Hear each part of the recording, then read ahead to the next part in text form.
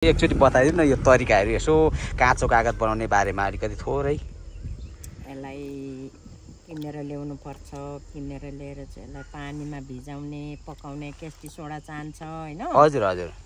अनि त्यो सोडाबाट चाहिँ पकाएर 2-3 दिन 4 दिन लाएर पखाल्नु पर्छ यसलाई। हजुर। यो पानीमा लाएर पखालेको। हजुर। अनि किच्यायो, हातैले किच्याउनु पर्छ। हजुर। अनि यसरी हातले किच्याएर चाहिँ यो पाकेपछि हातले किच्याएर यसरी घोल्नु पर्छ यसलाई। हजुर हजुर। यो यसरी घोलेर यहाँ लगाइन्छ। हाम्रो त्यति नै हो, अरू केही छैन। अनि यो अहिले भर्खर लाउनु भएको यो चाहिँ कतिको पातलो लाउनु पर्छ? पातलो हो कि कतिको? ऊ तलतिर छोरीले बाक्लो लगाउँछ, म यहाँनिर पातलो लगाउँछ। हाम्रो 2 आइटमको छ काम। ए यो अहिले भर्खर लाउनु भएको रहेछ नि यो पनि। एकचोटिमा नि आमा कतिवटा लाउनुहुन्छ? लगभग कतिवटा फ्रेममा भर्नुहुन्छ? 50 वटा। जम्मा कतिवटा फ्रेम छ हजुरको? यो 50 वटा मात्रै छ। अनि यो सुकेपछि नि अब कति बेला सुक्छ? आज सुक्छ कि भोलि मात्रै? भोलि सुक्छ। भोलि निकाल्नु पर्यो नि। यो कहिलेदेखि थाल्नु भएको हजुरले यो पेसा चाहिँ? यो पेसा त 30-35 वर्षै भयो होला। 30-35 वर्ष भयो नि। आफ्नो भोलि पाला मात्रै हो। कति यसबाट कमाइ हुन्छ कि यसो आम्दानी केही? कति यो गोटाको कसरी बिक्छ यो कागज? यसो जिउ पाला मात्रै हो यो। जिउ पाला यो देखाइदिनु न अलिकति। यो ए चिसो छ। ल म यस्तो हेरेँ ल। यो चाहिँ कहिले भर्खरै बनाउनु भएको हो यो? ए यो चाहिँ आमाले भर्खर बनाएर यो पतला खालको। यो साइज काट्नु पर्दैन आमा यो चाहिँ? पर्दैन। ए यो ताउ फ्रेमबाट नै साइज काटिन्छ, यहीँबाट नै साइज आउँछ। यहीँबाट साइज? यहीँबाट नै स्वाद। यो के का लागि प्रयोग हुन्छ आमा? विशेष गरेर केमा प्रयोग होला तपाईँ? थाहा छैन यो बारे चाहिँ। लेख्छन् भन्छ। अनि यो पैसा पनि बन्छ भन्छ नि, जापानमा जान्छ भन्छ। थाहा छैन के बन्छ के हुन्छ भन्ने। बनाउन मात्रै आउँछ यसको प्रयोगको बारेमा? हजुर हजुर। अनि हामीहरू अब ढ्यापढ्याप्टी पठाउँछौँ। हजुर। अब त लानेहरूले के बनाउँछ? यो के केजीको हिसाबले बिक्छ कि एउटा पिसको? कतिमा बिक्छ गोटा? गोटा हामीहरूको छैन, 2 रुपियाँ ताउ दिन्छ। ए 2 रुपियाँ ताउ मात्रै नि? ए किने ल्याउनु गाह्रो छ। एकचोटिमा कति लान्छन्? एकचोटिमा त्यसो त 4 लाख 5 लाख लान्छ नि उता लानेले। ताउ चाहिँ 4-5 लाख ताउको एकचोटि कति पैसा हुन्छ लगभग?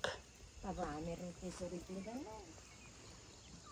गोटाको हिसाबले बेच्नुहुन्छ एक ताउलाई? यो ठुलो कति फुट बाई कति फुटको छ यो फ्रेम चाहिँ? एउटै साइजको हुन्छ?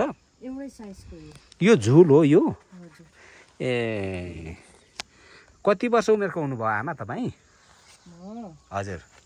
उमेरहरू कता बताइबस्नु हजुरहरूले। उमेर बताएर त के त अनि हामीलाई यसो आइसुरो दिनुहुन्न? हजुर हजुर हजुर हजुर। हाम्रो उमेर त अब मेरो उमेर त पुगे नि 65 तिर। 30-35 वर्षदेखि नै तपाईँले अगाडिदेखि नै गर्न थाल्नुभएको यो होइन? शुभ नाम बताउन मिल्छ हजुरको? मेरो नामै छैन। नामै छैन नि? किन नाम बताइबस्नुपर्छ हामीले? हामी त्यसरी मिडियाहरूलाई नाम दिने चाहिँ बानी छैन है। ए हो।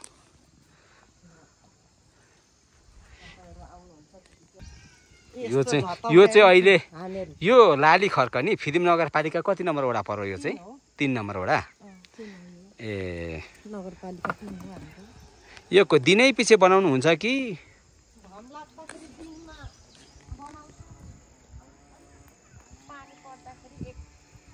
आजलाई भोलि पर्सिको दिन निकाल्छौँ।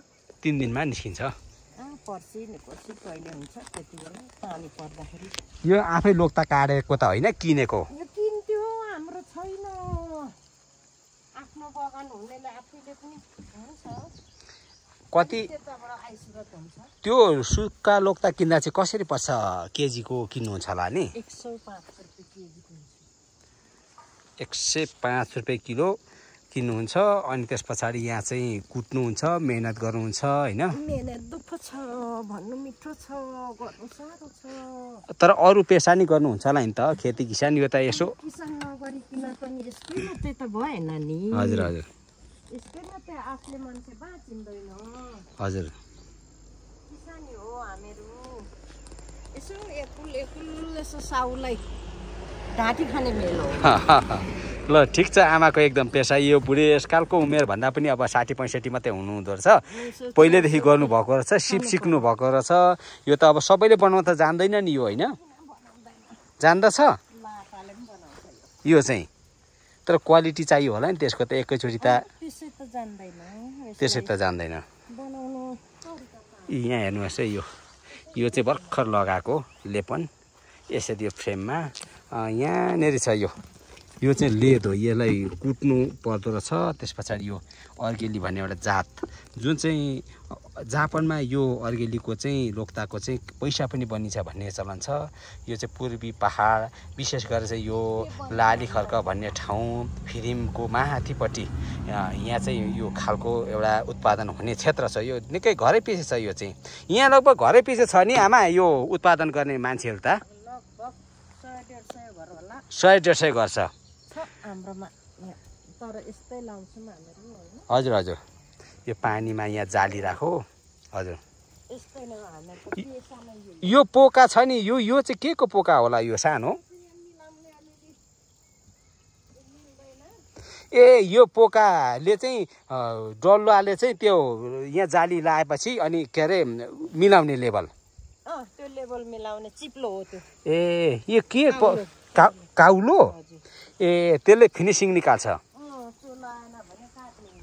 हजुर हजुर। अब यो चाहिँ भिज्छ भएर यो राखेको यसरी। हजुर हजुर, यहीँ भित्र नि सुक्छ नि यो, सुक्न त होइन?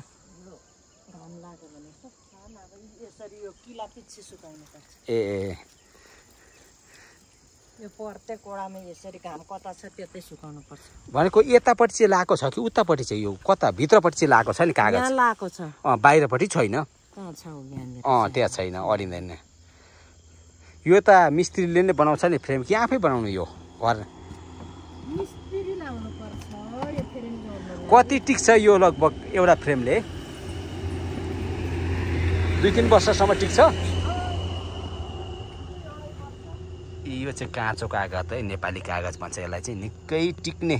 यो अड्डा अदालतमा लेखापढीमा विशेष गरेर यो चल्छ। यो चाहिँ कागज यो चल्दैन, यो लेखापढी यो पतला हो। यो अदालततिर जाने कागज, यो चाहिँ अर्कै हो, अदालतमा जाने अलिक मोटोबाट, होइन? मोटो हुन्छ अदालतमा लाने कागज। यो चाहिँ विशेष गरेर यो केमा प्रयोग गर्छ त? यो चाहिँ पातलो चाहिँ, यो यहाँ पातलो छ। यो चाहिँ यसमा चाहिँ लेखापढी नहुने रहेछ। अर्को हुन्छ त्यो अलिक मोटो खालको, त्यो मोटोबाट चाहिँ अदालतमा, अड्डा अदालतमा त्यो अलिक महँगो पर्छ होला। एउटा त्यो त्यसमा मेटेरियल पनि अलिक बढी लाग्छ, होइन? तर यही हो, पातलो र बाक्लोमा मात्रै फरक हो। चिज त यही हो, फ्रेम यही हो, मेटेरियल यही हो, मात्रै पातलो र बाक्लो लेदो लाउनमा हुन्छ। त्यो चाहिँ अड्डा अदालतमा हजारौँ वर्षसम्म पनि नकुहिने, नमकाउने कागजका रूपमा चिनिन्छ यो चाहिँ, होइन? त्यही भएर यो चाहिँ नेपाली काँचो कागज भन्ने चलन छ। यो धेरै पहिलादेखि नै हाते कागज छ, हाते। ल हजुर आमा, ल धन्यवाद तपाईँलाई। यो तपाईँको यसो यहाँ यो दुःख गरेको, मेहनत गरेको सिपको मैले अलिकति भिडियो खिचेँ हजुरलाई। ल यहाँको चाहिँ व्यवसाय फस्टाएर जाओस्, राम्रो भएर जाओस्, यही शुभकामना।